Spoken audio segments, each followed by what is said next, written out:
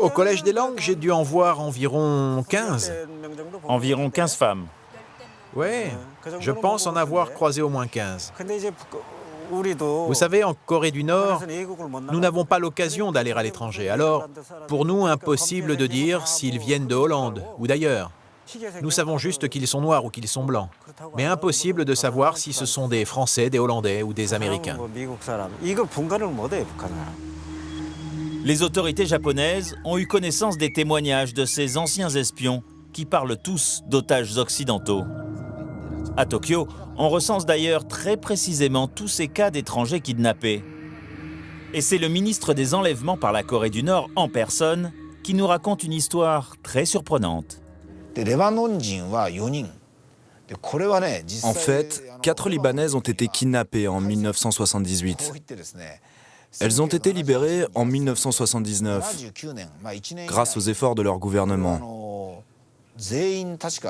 Les Libanais se sont montrés très fermes et ils ont forcé la Corée du Nord à libérer ces 4 femmes. Ces 4 Libanaises, nous avons retrouvé la trace de leur témoignage. Dans ce journal du 9 novembre 1979, un article raconte comment ces jeunes femmes ont été kidnappées, puis libérées un an après, et surtout, ce qu'elles ont vu sur une base militaire nord-coréenne.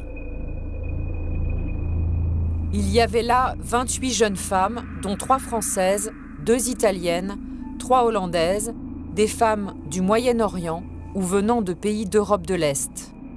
Elles ont précisé qu'il était impossible pour toutes ces femmes de résister. Ces 4 Libanaises, nous les avons retrouvées. L'une d'elles est retournée en Corée du Nord, où elle a épousé un autre déserteur américain. Une autre serait réfugiée aux États-Unis. Les 2 dernières vivent toujours au Liban. Et elles ont refusé de nous rencontrer. Elles ne veulent pas s'exprimer sur cette histoire.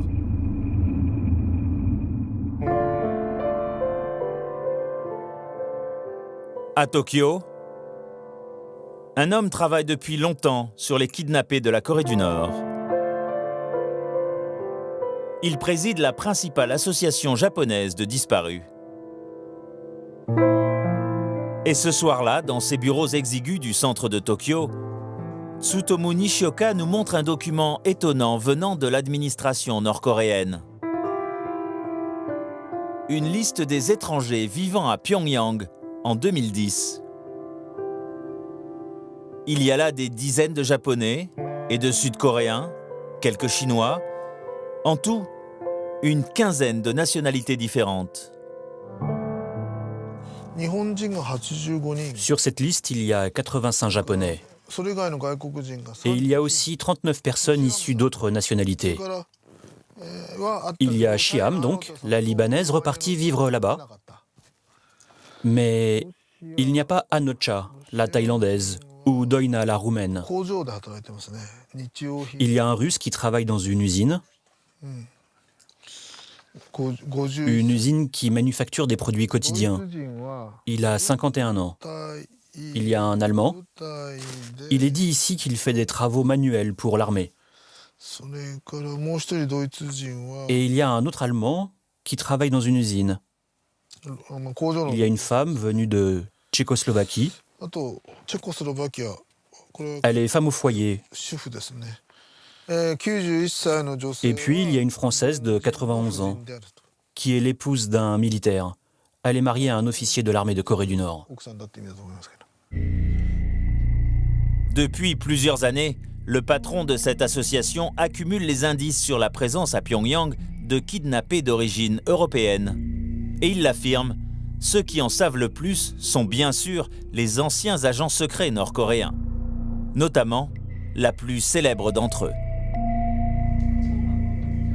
Aujourd'hui réfugié en Corée du Sud, Kim Yong-hee a eu un destin incroyable.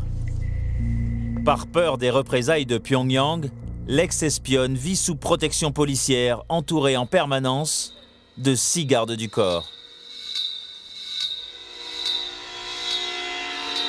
Kim Yong-hee est une terroriste repentie. La voici en 1987 lors de son arrestation après avoir fait exploser un avion de ligne. Un Boeing de la Korean Air, bilan 115 morts. Et elle se souvient encore de l'instant où elle a déposé la bombe.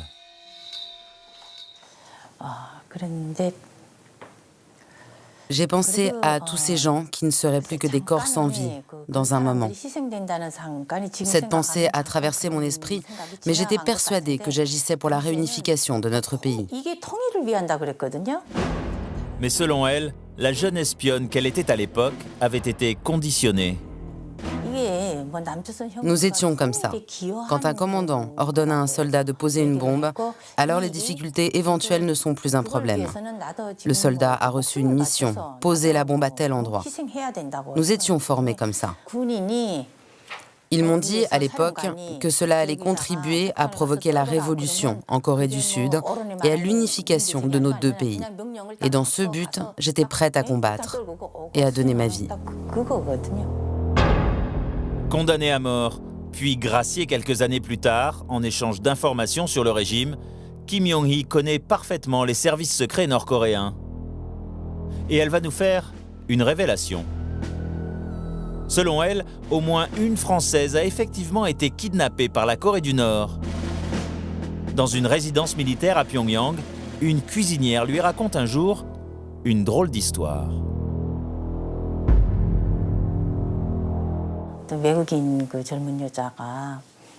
Elle m'a parlé d'une jeune femme étrangère qui habitait dans sa résidence.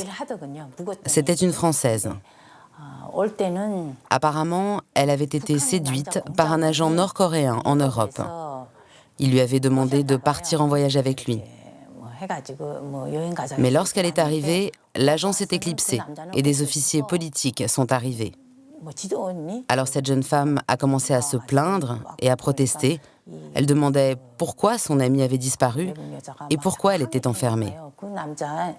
J'ai entendu dire qu'elle avait été emmenée dans les toilettes et tabassée pour avoir refusé d'obéir. Elle avait des marques partout. La cuisinière m'a raconté qu'elle se souvenait avoir vu les larmes couler de ses yeux bleus alors que les soldats l'emmenaient ailleurs. Des Européens enlevés par la Corée du Nord. En Asie, tout le monde connaît cette histoire. Mais en Europe, on l'ignore. En France, ces disparitions à l'étranger sont normalement suivies par le ministère des Affaires étrangères. Nous lui adressons donc une demande d'interview. Après plusieurs semaines d'explications, de tractations, la réponse tombe. Je suis désolé, mais effectivement, les nouvelles consignes que je peux avoir m'obligent à refuser votre demande d'interview, tout simplement parce que nous n'avons pas d'informations substantielles sur ces cas de disparition. Les informations à ce sujet sont, je vais dire succinctes, mais c'est même pas le mot, elles sont totalement inexistantes. Selon nos informations, la France a pourtant bien été alertée à plusieurs reprises au fil des ans sur le cas de ses ressortissantes retenues en Corée du Nord. Mais pour les diplomates français, cette histoire ne mérite pas que l'on aille fouiller dans les archives. Les témoignages des anciens espions ou des ex-otages libanaises sont pourtant précis. Des Français, des Hollandais, des Italiens auraient été enlevés. Nous nous sommes donc adressés aux services de police de ces pays. Mais là encore, ni les polices françaises, hollandaises ou italiennes n'ont d'éléments à nous fournir. Ils affirment n'avoir jamais entendu parler de ces enlèvements. Mais aujourd'hui, la communauté internationale se mobilise enfin. Et la solution viendra peut-être de l'ONU. Depuis quelques mois, la Commission des droits de l'homme s'est emparée du dossier. Fujita Takashi est même venu devant la commission raconter le destin dramatique de son frère, enfermé à Pyongyang contre son gré depuis 37 ans.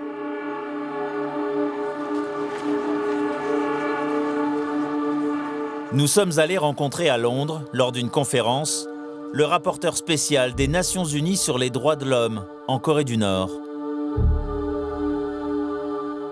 Dans son rapport en février dernier, Marzuki Darusman dénonce les disparitions forcées et il préconise même la création d'une commission d'enquête pour crimes contre l'humanité. Pour lui, il y a urgence.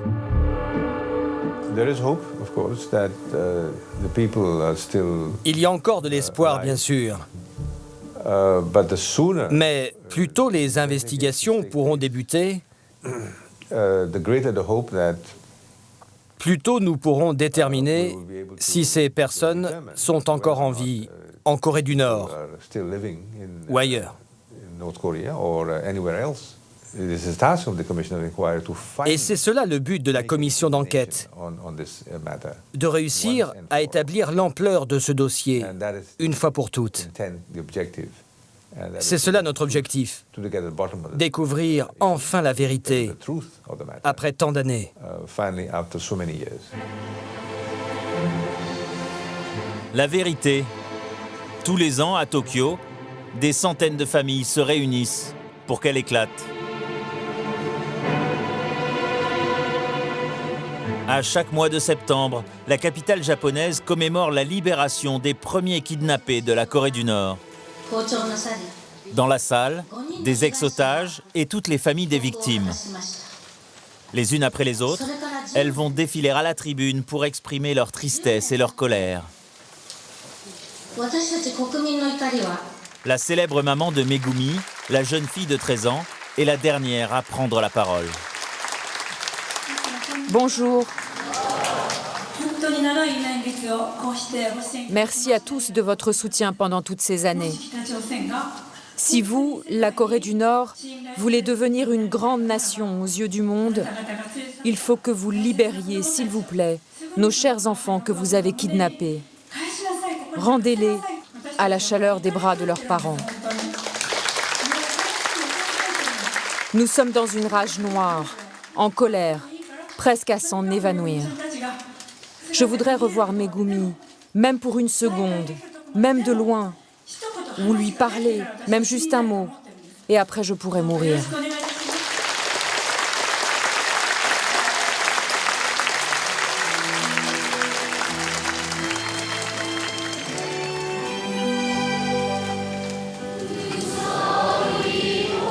Selon les associations japonaises de disparus, il resterait plusieurs centaines de kidnappés à Pyongyang, enfermés depuis 40 ans. Des Japonais, des Sud-Coréens, quelques Chinois, 3 Malaisiennes, une Thaïlandaise et sûrement plusieurs ressortissants européens.